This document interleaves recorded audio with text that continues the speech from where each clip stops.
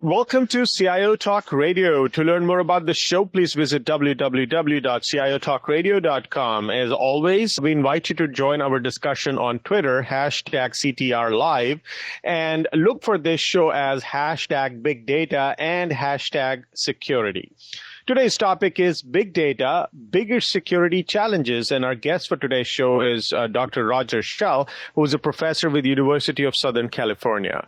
Good morning, Roger. How are you? Well, good morning. I'm real fine. Thank you.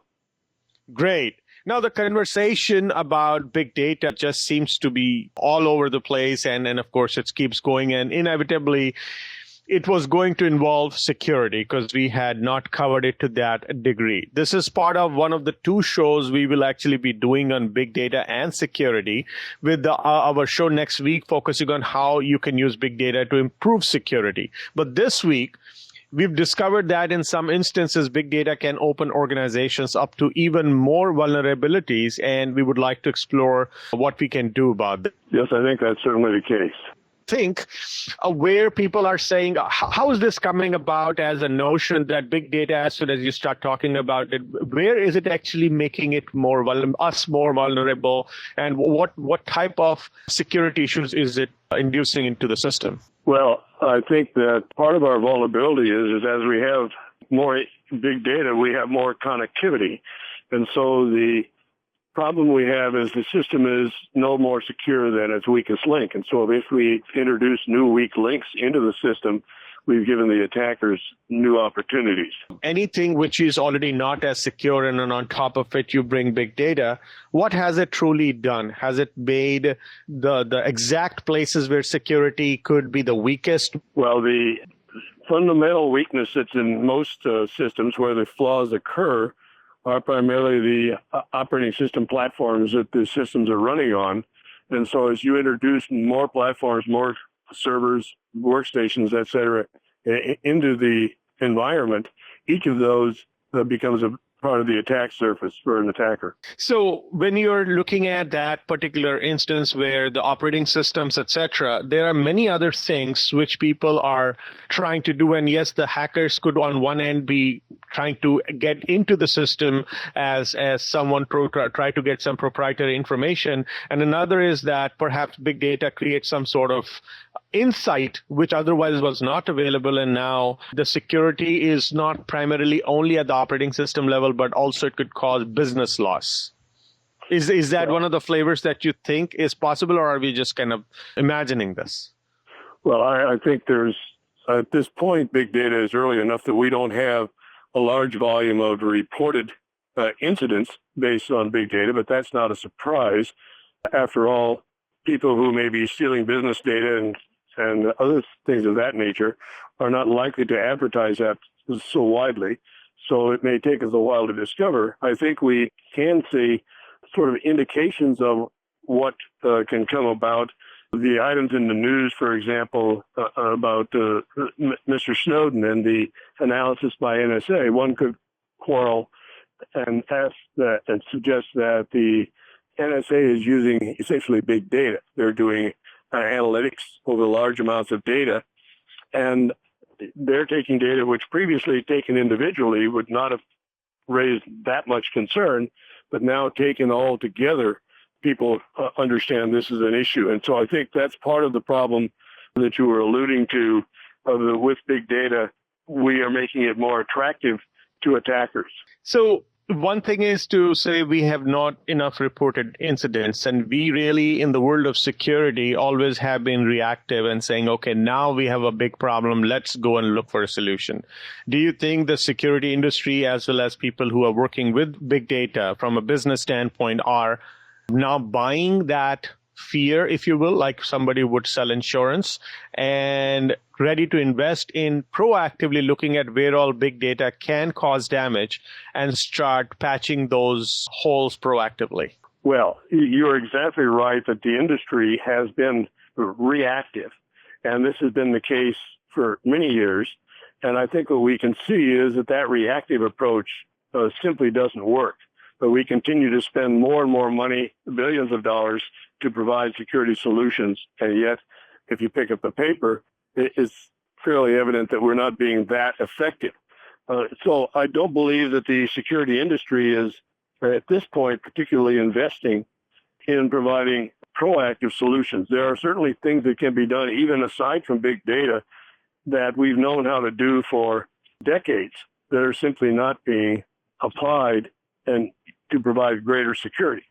And I think that's a serious problem that is not directly tied to big data, but big data gives us some opportunities to apply those proactive solutions if we chose. You say, is the industry, the security industry, going out and proactively developing solutions and selling it like insurance? No, my experience is that that's not the case really at all.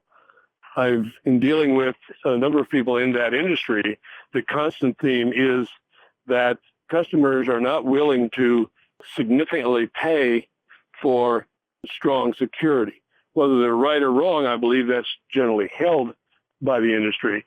And so the techniques, things that are called as verifiable protection, is simply not available in any of the major offerings today.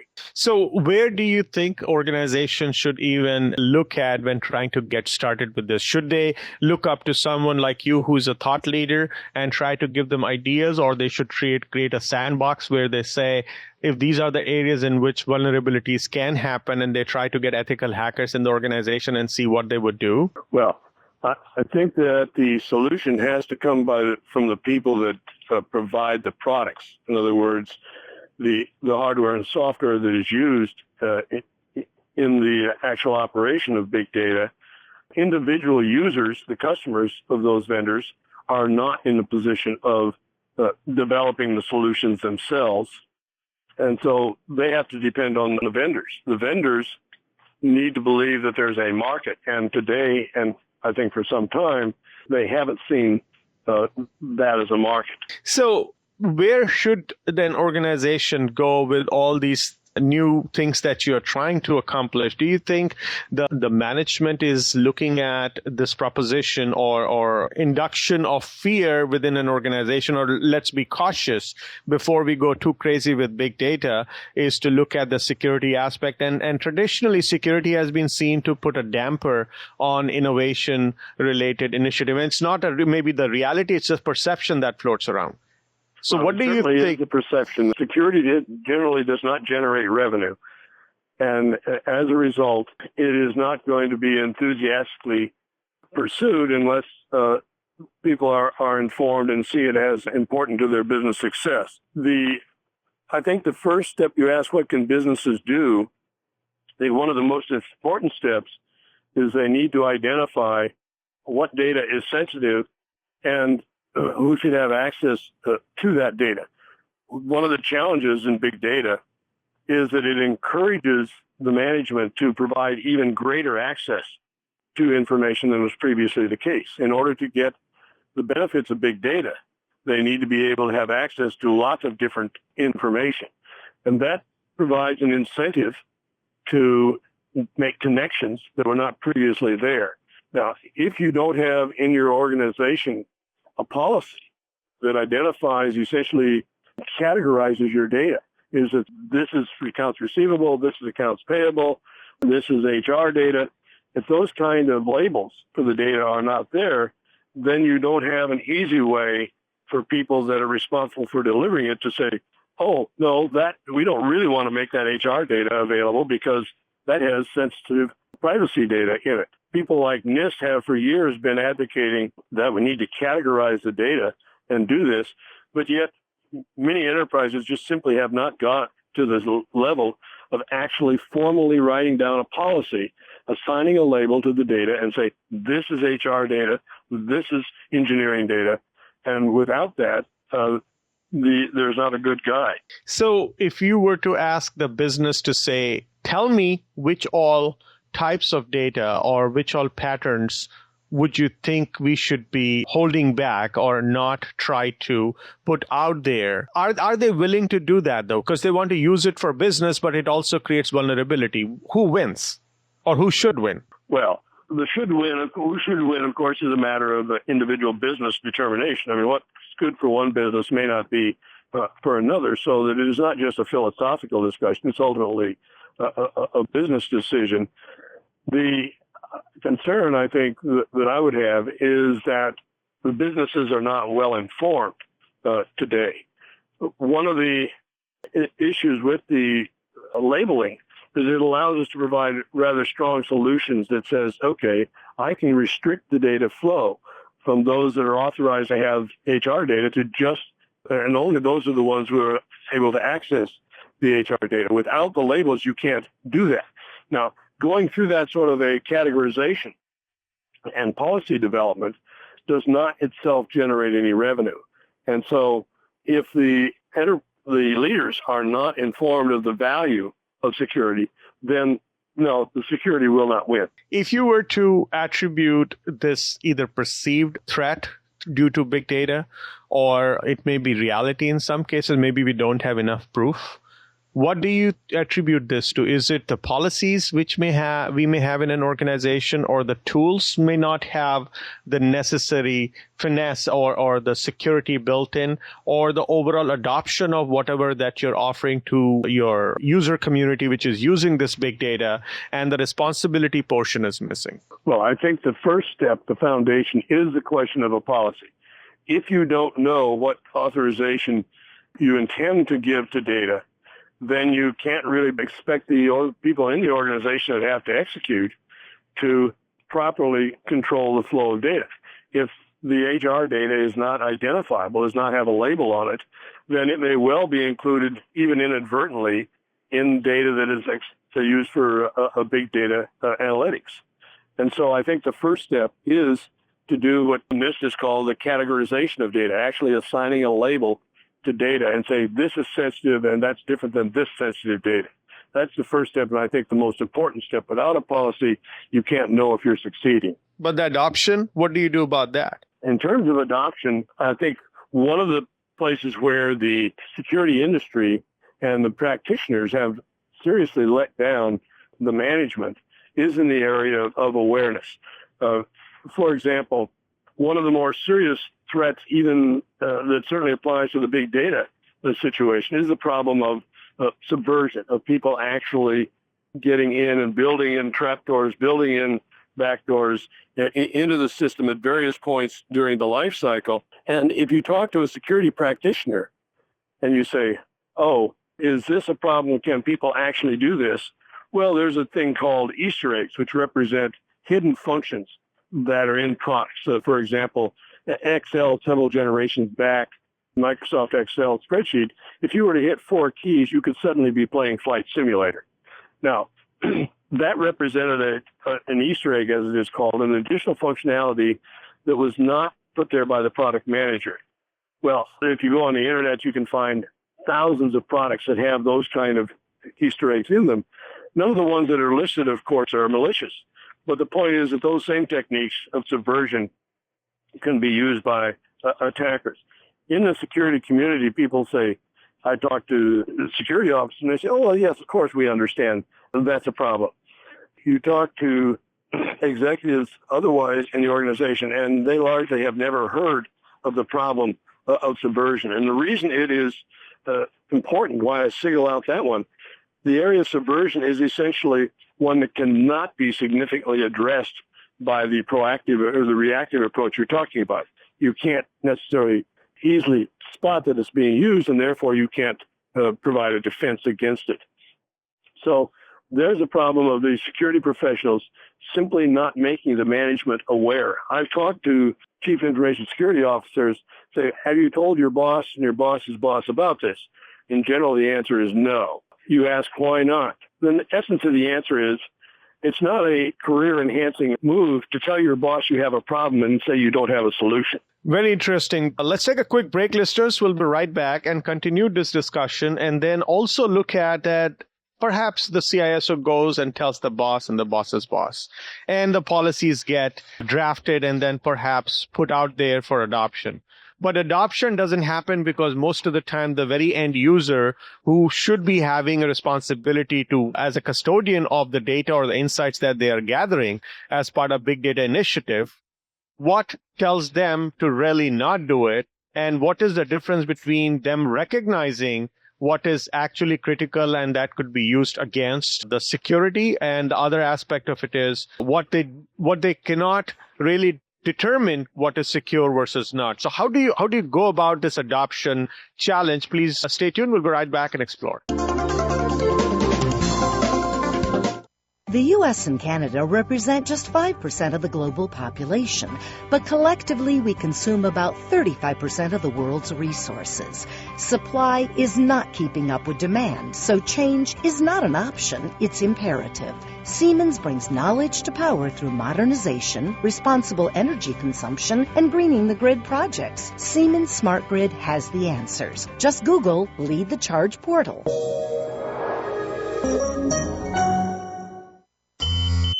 Wait, is that your pager? There's nostalgic, and then there's completely irrelevant, like having a hardware-heavy business phone system. These days, over 300,000 businesses use RingCentral, the cloud-based business communication solution for the way you work. Set up multiple users in multiple locations in minutes, and manage the entire system on your smartphone starting at $19.99 a month per user. So get that 20th century phone system out of your 21st century business. Sign up for a free trial at ringcentral.com.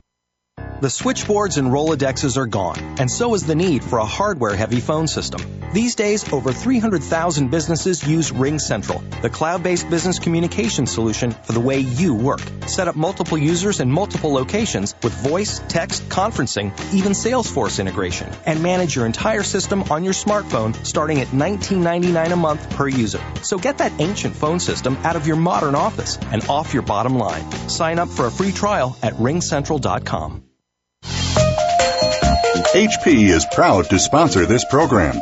Tap into our expertise, innovation, and services to bring your most important workloads to the cloud.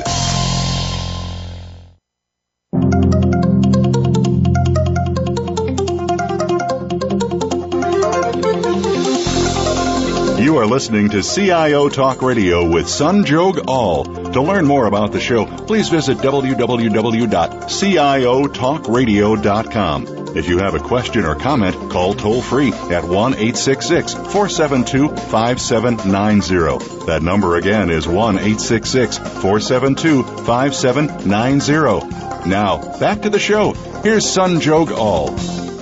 Welcome back. So, Roger, as we were discussing, and you interestingly mentioned about CISOs not going and divulging and or sharing with their boss and the boss's boss that about this problem of big data could cause potential issues because they don't have a solution.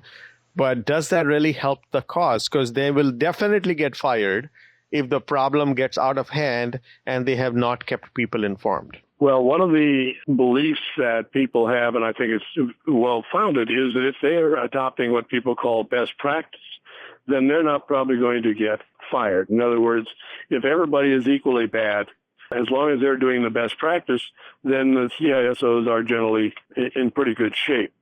That's regardless of whether or not the best practice is working. The situation we have today is that the best practice that we have simply doesn't address the problem of subversion of anyone that is reasonably determined to get the data.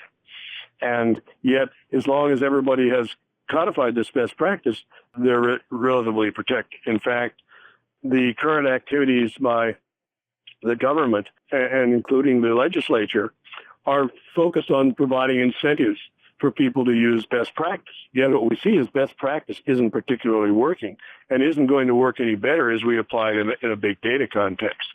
So I think that there's some reason for their choice not to discuss this with the senior management, because indeed, if they're doing best practice, they say, well, we're all doing this together. And yes, hackers do get in. They always get in. Security's not perfect. And all that's true. But it doesn't. They also can rationalize the situation to say, well, what good does it do me to tell my boss that we have this problem? Well, it really isn't my problem. It's a problem of the industry. And why should I take the fall because the security vendors have not provided adequate solutions?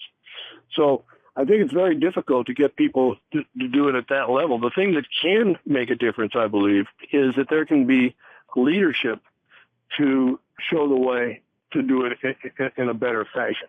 The government, for example, has in the past provided significant contributions in the security area by essentially being in a leadership position of demonstrating how to do it correctly. One of the things they can do is so-called reference implementations. They can give an actual example of using these strong solutions of verifiable protection.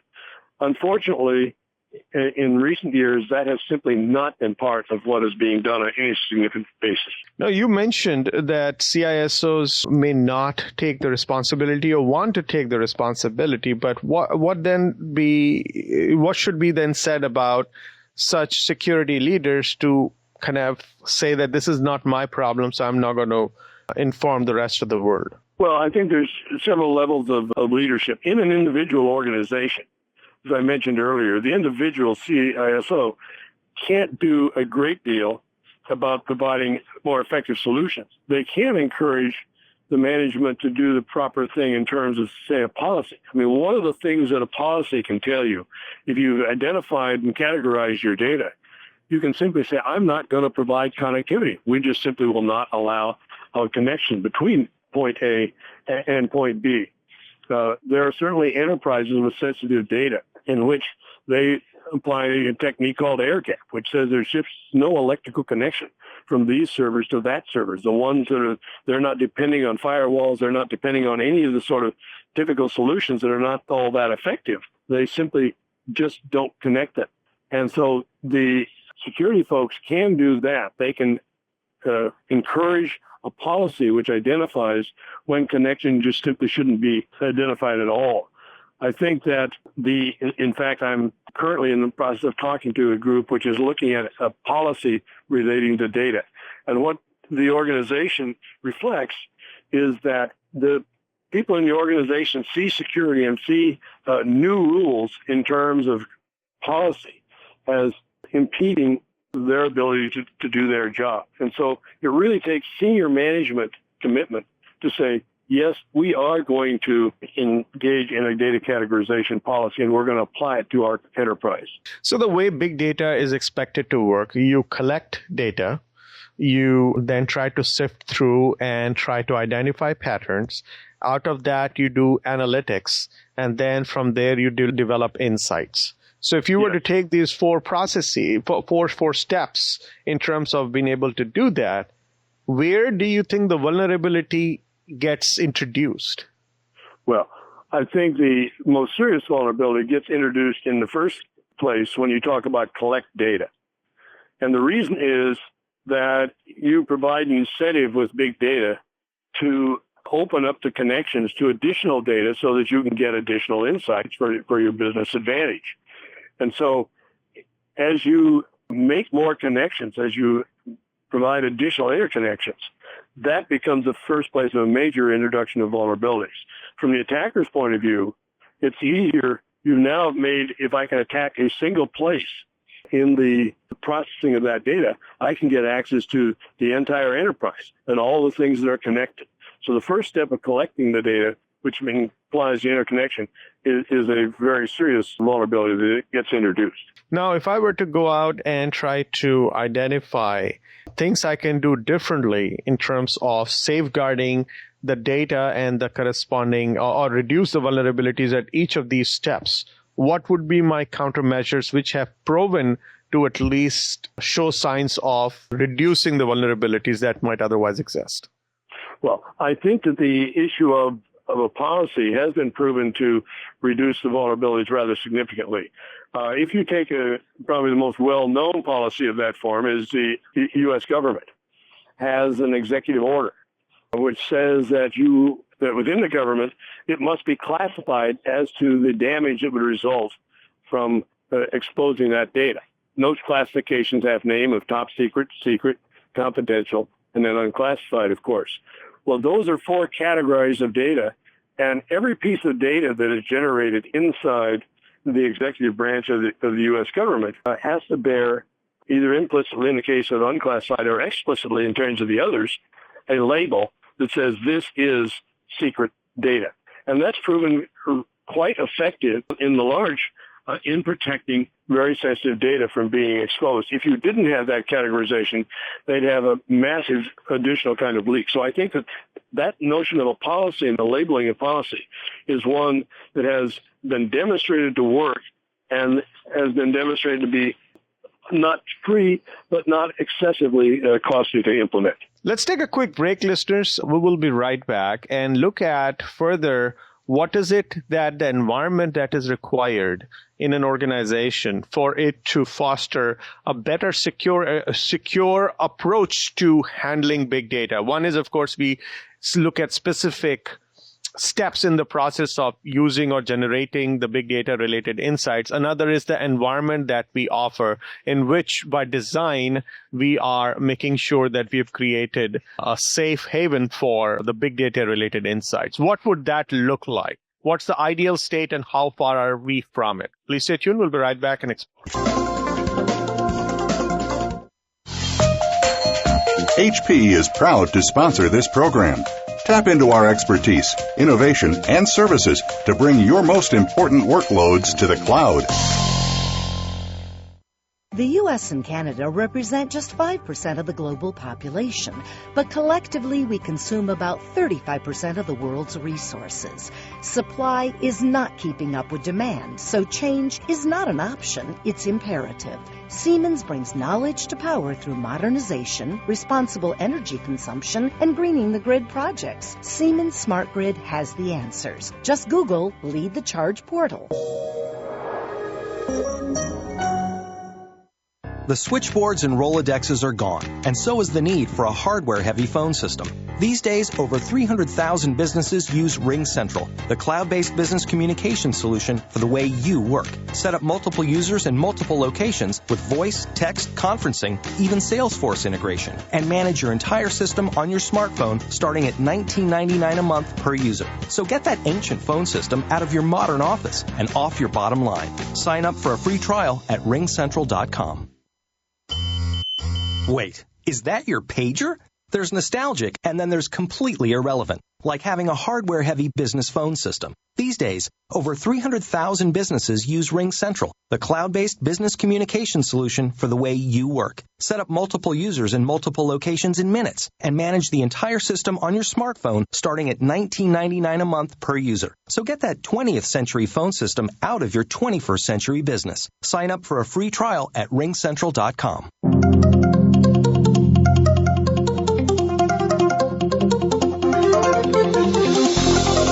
You are listening to CIO Talk Radio with Sanjog Aul. To learn more about the show, please visit www.ciotalkradio.com. If you have a question or comment, call toll-free at 1-866-472-5790. That number again is 1-866-472-5790. Now, back to the show. Here's Sanjog Aul.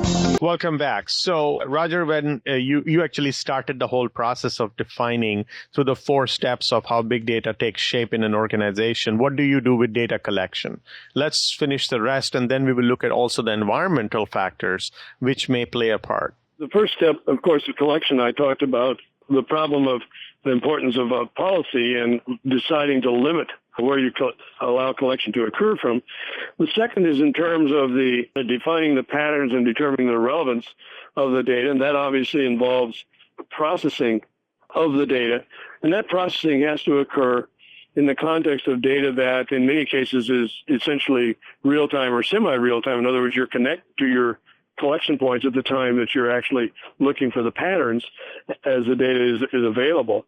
And there the vulnerabilities come about from the platforms, the actual hardware and software that runs, because this processing goes on a computer, and if that computer is subverted, if those tools, those big data tools, in fact have in them additional capabilities put there by an adversary, they can collect the data and send it off to the attacker in a hidden sort of way in many cases, so that you don't even know that. So the value to the attacker of the analysis, the pattern recognition, is that there may be patterns that they would like to think, information they would like to learn. So they can, in fact, by subversion, just as I might add a flight simulator inside of Excel, I can add an additional criteria that the attacker would like to have addressed in looking for a pattern and send that information to the attacker.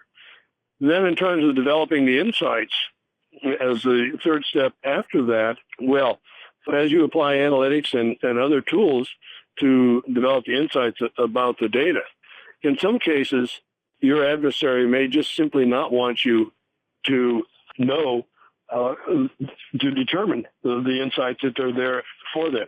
I suppose the limit case is the one that you're going to talk about next week, is if I'm using these tools to actually identify potential vulnerabilities in the system from a security point of view, I may in fact bias the analysis so that the insight never identifies the vulnerabilities that I'm responsible for as an attacker.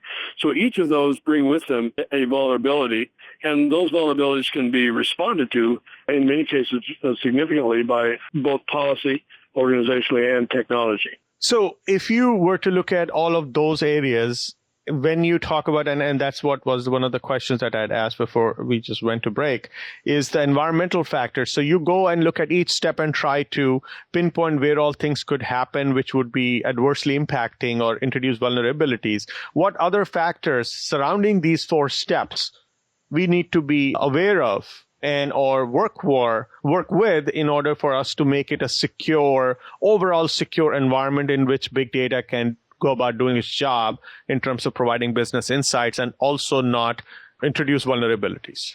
So in terms of what a sort of an ideal situation would be, first, of course, as I've noted, is you have to have a policy. You have to say who has access to what data. The data is labeled.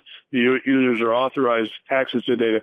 That you have to start with. If you don't have that, you don't know whether you succeeded. Secondly, as you talk about organizing the way the collection is done for big data, one of the techniques that can provide value is to isolate the points at which you have what you might call different security domains, different authorized data. So if the policy has identified HR data, has separated that from engineering data, then for big data, I may want to have access to both of those under some cases, but the access between them should be at well-defined cross-domain sort of points, and organizing my architecture so that the connection between security domains is at well-known points is a very powerful tool. So in an ideal solution, the only connection between security domains should be at known and identified cross-domain points, as opposed to just letting it sort of happen in a spontaneous way in which says, oh, I'd like to get at that server. Let me make a connection over there. Let me make a connection over here. In an ad hoc way. So the second step after a policy is to have an architecture, security architecture, which recognizes the points where failures are particularly significant, and that's the point where domains meet. The third step that I need to do is when I'm doing the processing and I'm providing the outputs, I need to be concerned that processing, that the vulnerabilities in those tools not introduce new attack surfaces for the attacker. And that's a matter of using strong technology. And this is where I think the industry is weakest, is that we simply haven't used the kind of verifiable protection that is available. I mean, things that, the government, as an example, has in the past had operating systems and platforms which have run for 15 years and never, ever had a security patch. And they were confident never would have a security patch, or they wouldn't have done it, because the consequences of compromising things like top secret data.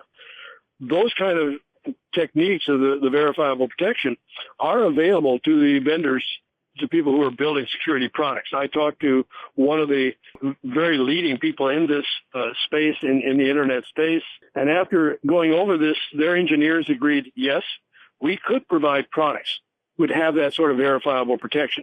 But their statement was, quote, "We mean something different by security than you mean," unquote. What that meant was that when I talked about security, I wanted to have a fairly robust thing that significantly addressed the problem, including subversion. What they meant by security was one that made their products competitive as far as they saw it in the marketplace. So you explained what people should be doing. Do you have a current state, if you were to rank at each of those stages of how big data comes into creating value or creates value? Do you have a current benchmark that you could, unofficially or based on your experience, could share? That where do we stand with this? Well, my crystal ball is broken, but I'm afraid that I'm not very optimistic, because one of the things I see in general as you introduce a new area of technology such as big data is the early choices tend to set the direction that you're going to go in the future. And the current direction we have is we do not have a direction which is based on policy. We do not have a direction which is based on a security architecture that represents the things, and we do not have a direction which provides strong solutions. And so I think that the prospects are rather dismal. I think people in the government have commented that the security area is potentially what they call an existential problem. In other words, the very basis for our society as we know it could be put at risk if we don't do something about it, and yet we are not doing anything significant about it. So I'm afraid my answer is not the one I would like, but the crystal ball is that unless we take action soon, we're likely to have a very serious problem as a result of lack of security in big data. So you painted not the most optimistic picture, and totally understand that you're being realistic.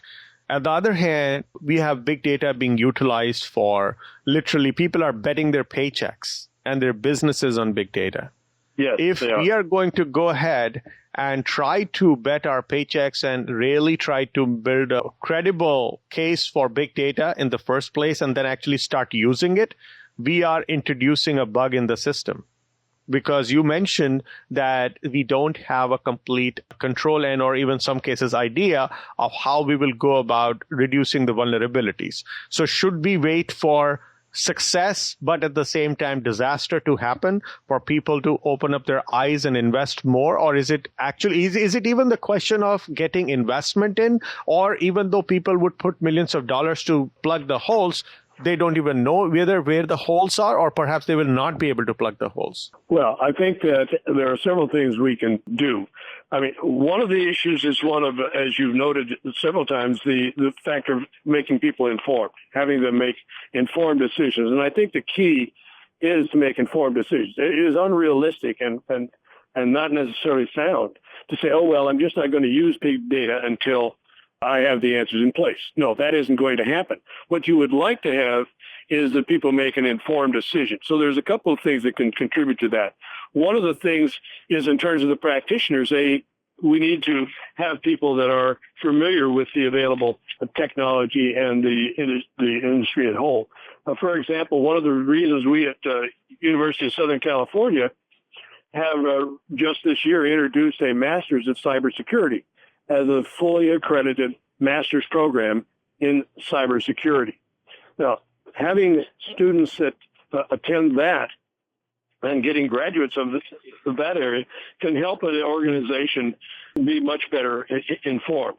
In fact, in that area of making people available, one of the things we do at USC is we provide distance education opportunities so that students can, in fact, register and enroll in the program and take it while they're maintaining the job, and maybe take a course or two each semester as they're going along on a part-time basis. So those are things which can contribute to informing people. And I think that's an important step. You ask about, well, what kind of investments can I make in terms of, if I had millions of dollars, would it make a difference? No, if I just throw millions of dollars at it, it won't make a difference.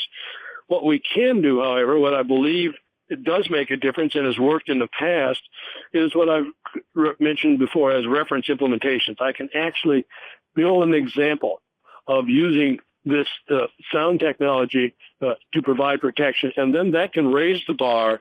People can understand what to do. That can engage the vendors to do something. Now, those reference implementations take significant, a few $1 million, not hundreds of millions of dollars, but several millions of dollars to build a significant reference implementation. So most enterprises are not going to do that for the benefit of the industry. And it's one of the areas where I believe the government, for example, can serve in a leadership role, could actually spend a few $1 million and do some reference implementations to show how to do it rather than just jawboning people with their cybersecurity direction. Discussed about this earlier in our conversation that CISOs may not have a ready solution, but given their role and their experience as security professionals, are they actually going and looking under the hood a little bit to figure out where all things can be? Do they have a current state or at least some sort of an action plan to figure out what they're going to do? I think that because of this pattern of trying to meet best practice and say that's good enough, unfortunately, many CIOs do not have an action plan. They recognize that from a technology point of view, they do not build the hardware and software that they have to use. And so they're depending on the industry to do this. And if the vendors are not providing those capabilities, they feel rather hopeless. And so the result in many cases is they sort of lock up and they say, well, okay, this is the best we can do. We're just going to do what everybody else does. We're going to do the best practice. So no, I don't believe that most CISOs have an action plan. And the things that they can do, however, are, as I've mentioned, they can stimulate the definition of the policy, and they can stimulate in their organization the definition of a security architecture that actually identifies where information crosses the security domains. Those are things they can do, and I find that is not widely done by CISOs today. So if they're not doing it, is it something, again, preventing them, or is it their mindset that why to fight a lost war or a war that they are not going to win?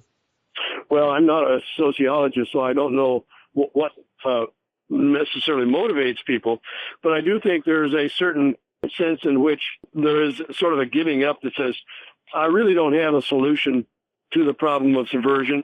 The subversion of the platforms is probably the choice of attack of a serious adversary, and if I can't address what's the most likely effective attack, what am I supposed to do? And so I think they really do tend to hunker down, but that's just observation. I'm not a sociologist. Let's take a quick break, listeners. We'll be right back, and let's look at the situation where we are today and then how this could perhaps get compounded in the future. So if we don't have our act together, we don't know what the approach is going to be, we don't have any best practices, what is that going to do? Or how is that going to improve or worsen, given that big data itself is evolving? We are trying to do new and bigger and better things with it in order to generate revenue opportunities and innovation. So are we going to try to work with this moving target in the same fashion and always try to play catch up? Or is there going to be some light at the end of the tunnel? So please stay tuned. We'll be right back and explore. Wait, is that your pager? There's nostalgic, and then there's completely irrelevant, like having a hardware-heavy business phone system. These days, over 300,000 businesses use RingCentral, the cloud-based business communication solution for the way you work. Set up multiple users in multiple locations in minutes and manage the entire system on your smartphone starting at $19.99 a month per user. So get that 20th century phone system out of your 21st century business. Sign up for a free trial at ringcentral.com. The U.S. and Canada represent just 5% of the global population, but collectively we consume about 35% of the world's resources. Supply is not keeping up with demand, so change is not an option, it's imperative. Siemens brings knowledge to power through modernization, responsible energy consumption, and greening the grid projects. Siemens Smart Grid has the answers. Just Google Lead the Charge portal.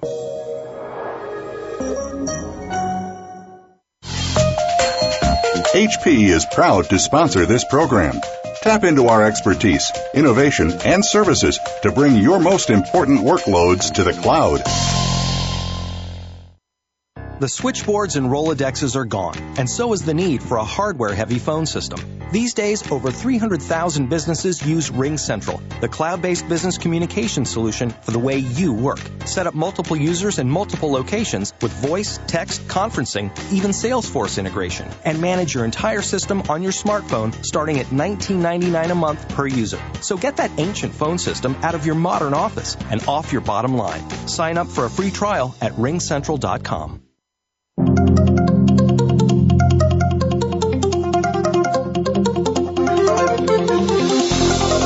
You are listening to CIO Talk Radio with Sanjog Aul. To learn more about the show, please visit www.ciotalkradio.com. If you have a question or comment, call toll-free at 1-866-472-5790. That number again is 1-866-472-5790. Now, back to the show. Here's Sanjog Aul.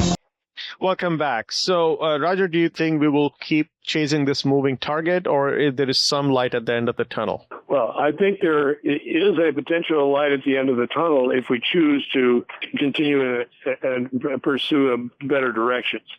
I think there are things that can be done that enable us to take advantage of better solutions as they come about. The first and foremost one I've mentioned is one of a categorization policy. I think in enterprise, it's just essential as they're going to deal with big data that they provide essentially labeled categorizations of each of the components of data. This is HR data, this is engineering data, this is the financial accounts receivable data. And that data should be identified and labeled, and they should establish a corporate-wide policy that data will be labeled either implicitly or explicitly in terms of its sensitivity and impact on the organization. So that's something that every organization can do that. They can't blame the vendors. They can't blame the attackers for that. That's their choice. Second thing they can do is they can construct a security architecture and say, okay, how do I restrict the places where I have interfaces between domains, whether the domain is the internet on the outside and my intranet inside or wherever it is? How do I know where those meet? And I can do an architecture which identifies those so that as better solutions are available, I can apply them where they matter most, and that's at those cross-domain points. That's an architectural thing, and again, they can do that. Third thing, they can take the opportunity to get themselves educated. They can recognize that there is science, and places like USC and other universities provide that, and they can make it a priority to either add the education to their existing staff or to acquire staff that have that background. And so I think the educational community has an important role to play in that, and people need to show that they do that, that they care by requiring those kind of capabilities. Fourth, I think that since we do have such a sorry state of affairs in terms of the security of the products that are available, in particular the hardware and software platforms and their vulnerabilities, I think it's, since the industry people say, well, there's no incentive, people won't pay for security, they can begin as a group to encourage the vendors to do that by making strong security a purchase requirement for items that are critical. You don't try and boil the ocean. But where you have these cross-domain places, if you have an architecture that identifies that, you say, okay, if I'm going to connect between these places, that connection has to be done on a verifiably secure platform, one that is not going to have the weekly security patches after the horse is out of the barn. So those are all actions which people can take today and can, in fact, provide a light at the end of the tunnel. I see very few of those actually being acted on today, and if we don't, the alternative is a sorry state of affairs. Now, finally, for the CISOs, what type of advice would you have for them to really stand up for what is right for the organization and be able to show the leadership that they are expected to in their respective domains, and make sure that whatever they are going to do, they will eventually make sure that big data is no longer going to be something that they'll have to live with and they cannot secure it? Well, I think I sympathize with the CISOs who are concerned about their job security, but I think that by engaging the executive suite in the question of a policy, they can then work together to solve the problem, because this is not something the CISO can do. This requires a corporate-wide commitment to identify and categorize the data and identify who has access to which data. By going in that direction, they then have a shared responsibility, and then it becomes more reasonable for them to talk about the flaws that exist, the threat of subversion, for example, to say, we need to have this policy so we know where we can, in fact, are vulnerable to that sort of a threat, and so we can look for products that deal with that. So I think that although they can't do the policy, they can encourage those sort of a corporate-wide direction. That's an action they can take. On behalf of the show and our listeners, I'd really like to thank you, Roger, for sharing your thoughts on how organizations and the technology leaders, as working with the security leaders like CISOs, could work with big data and don't let the security challenges get any bigger. And if they do, then they work together to make them more manageable. Thank you so much again. Well, you're certainly welcome. It's been a pleasure. Thank you. And listeners, hope you enjoyed the conversation. Please like us on Facebook, search for CIO Talk Radio, and be sure to follow us on Twitter. Thank you again for listening to CIO Talk Radio. This is Sanjog Aul, your talk show host. Till next week, take care and God bless.